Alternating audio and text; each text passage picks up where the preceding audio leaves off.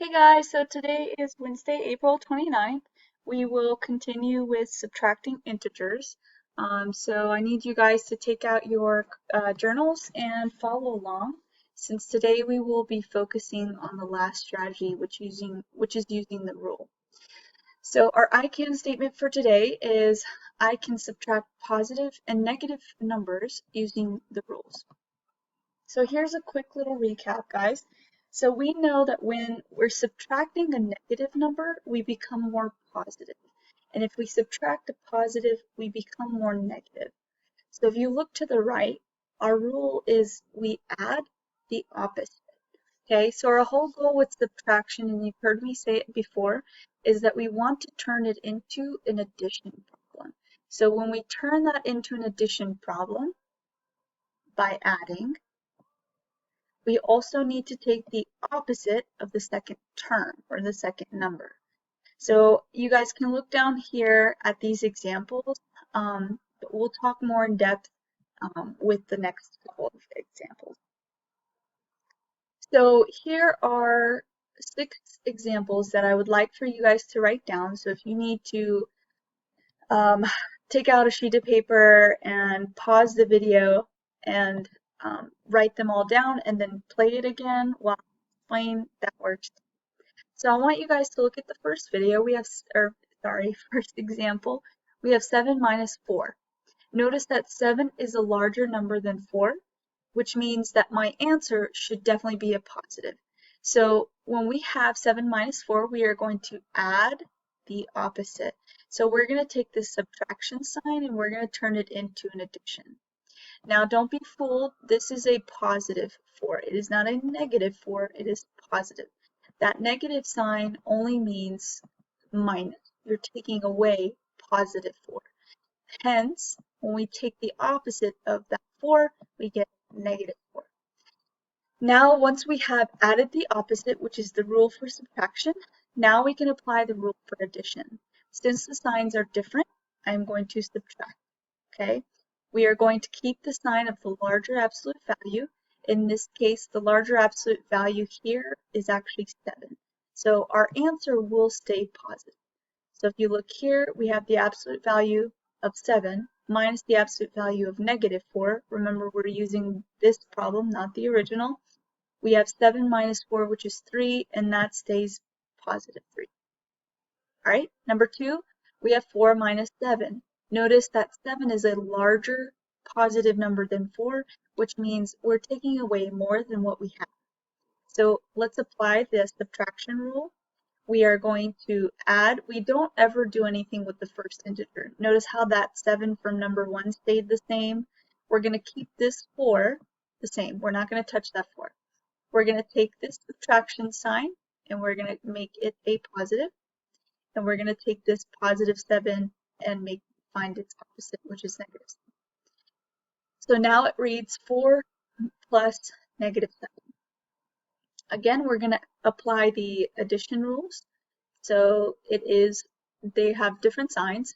That means we need to subtract the absolute values. And if we take the absolute value of the larger number, which is 7, that means our answer has to stay negative. So if we go to the right, guys, you'll notice that I actually flipped the absolute value of negative 7 and the absolute value of 4, since we're subtracting and we're trying to use the addition rules. So if I take the absolute value of negative 7, which was from this problem, minus the absolute value of 4, we get 3. And remember, we want to keep our answer negative, so my answer is actually negative 3. All right, so again, guys, the reason I flipped the negative 7 and the 4 is so we can actually subtract easily. All right, let's look at number 3. We have 5 minus negative 3. Remember, I said on Tuesday, if we're taking away a negative number, we become more positive. So when I have this subtraction sign, I want to turn it into addition. So we have it here. And I want to take the opposite of negative 3. That becomes positive 3. So this number 3 is a good example to look at number 1 and number 2. It will tell you what kind of 3 it is. If there's not an explicit negative sign, then you have to consider it positive number 1 and 2. So we've added the opposite. So this is our new problem. The signs are the same, means we need to add the absolute values. So in order to know what sign our answer is going to be, we're going to take the absolute value of the larger number. In this case, it's 5, and that means it stays positive, okay? Because my original 5 was positive. So off to the right, I have the absolute value of 5 plus the absolute value of 3. That gives me 5 plus 3, which is 8. And remember, we said that stays positive, so my answer is positive 8. All right, and number 4, we have negative 3 minus positive 5. Again, you'll notice we don't touch negative 3. We keep that the same. We're going to convert this subtraction sign to addition because our whole goal is to make it into an addition problem. And we're going to take the opposite of positive 5, which is negative. And you'll notice the signs are the same, which means we need to add the absolute values. So off to the right, we take the absolute value of negative 5, which is 5. That's a larger number than the absolute value of negative 3, so that means my final answer needs to be a negative. So off to the right, we have the absolute value of 3 plus the absolute value of 5. I have 3 plus 5, which is 8. However, we just said that our final answer needs to be negative, so my final answer is negative 8. All right, number 5, we have negative 3 minus negative 8, and I apologize, there were supposed to be parentheses around these two problems. So negative 3 minus negative 8. Remember, we don't touch the first term, so I leave that negative 3 as is. I want to change it into an addition problem, so we change it to addition, and we take the opposite of negative 8, and that becomes positive 8. All right, so now we have negative 3 plus positive 8. The signs are different, which means we have to subtract the absolute values. So the sign that we want to keep is the large absolute value. In this case, if I took the absolute value of positive 8, I get 8, which means that my final answer will stay positive. Off to the right, notice that I switched 8 and negative 3, the absolute values, is because we're simply subtracting. We'll apply the signs at the end. So the absolute value of 8 minus the absolute value of negative 3 is 8 minus 3, which is 5. And we want our answer to stay positive, so my answer is positive 5. Okay, pretty simple, pretty straightforward.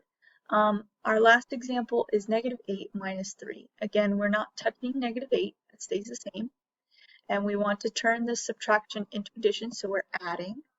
And then we take the opposite of negative 3, which is positive 3. Again, we add the opposite. So this whole column here, guys, was using the rule, the subtraction rule. Now these two columns and these two columns were using the addition rule. Notice that the signs are different. We have negative 8 and positive 3.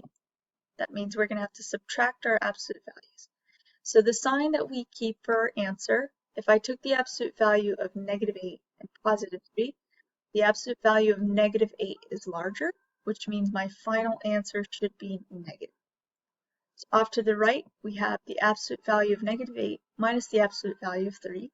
We have 8 minus 3, which is 5, but we want our final answer to be negative because our larger absolute value was negative as well. So guys, you'll notice as well in that first column, we have the same type of examples. Notice we had 7 minus 4 and then 4 minus 7. 5 minus negative 3 and negative 3 minus positive 5. Negative 3 minus negative 8 and negative 8 minus negative 3. So when it does matter which one comes first, because you'll notice here, like I talked to you about number 1, we had a larger positive number and we were taking away a smaller positive. Then we flipped it and had a smaller positive number and took away more positive, which hence why we were in the negative. Same thing for the second and third types of problems. All right, so let's go to a couple of word problems. Let me erase this for you guys. So let's look at the question. The question reads, at 3 p.m., the temperature in Boston was 5 degrees below zero. I'm going to go ahead and mark this because this is important. At midnight, the temperature dropped 20 degrees. what is the difference between temperatures? And difference means subtraction, so I will be subtracting these. So it was initially 5 degrees below 0, which is -5. And then, I apologize, it's a horrible 5. Oops.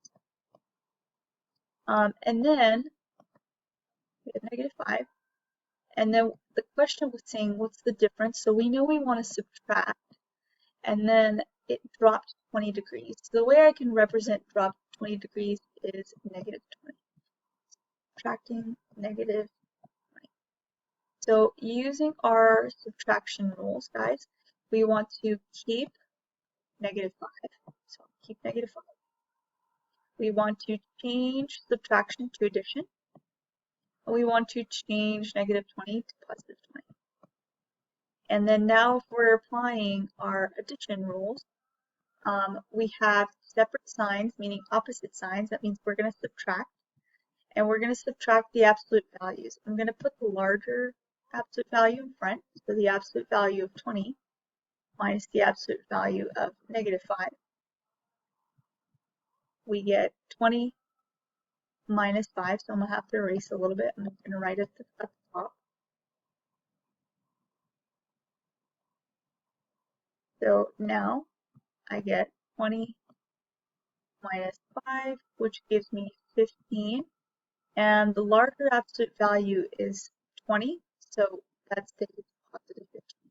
So there was a 15-degree temperature. All right. So guys, I want you to go ahead and read this example. All right, so just read this example. This is the problem that you guys are solving. It reads, it is -1 degrees Barb's house and 3 degrees colder where her uncle lives. What is the temperature at her uncle's house? So guys, go ahead and pause the video and I'll talk to you about the answer in a second. Alright guys, so hopefully you paused the video and attempted this on your own. I'm going to go ahead and talk to you guys about how to solve this. So the answer is actually -4, okay?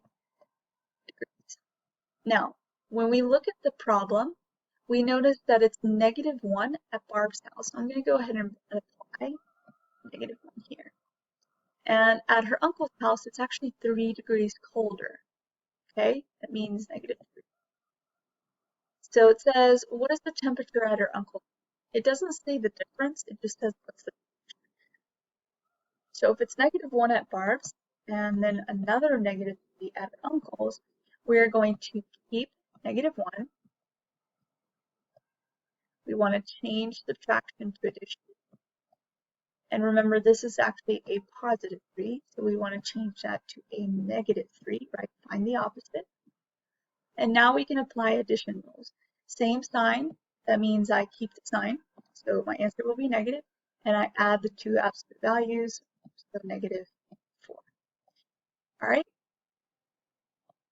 All right, guys, so what I need you to do now is you are going to independently practice the subtracting integers pixel activity, which is found on Google Classroom.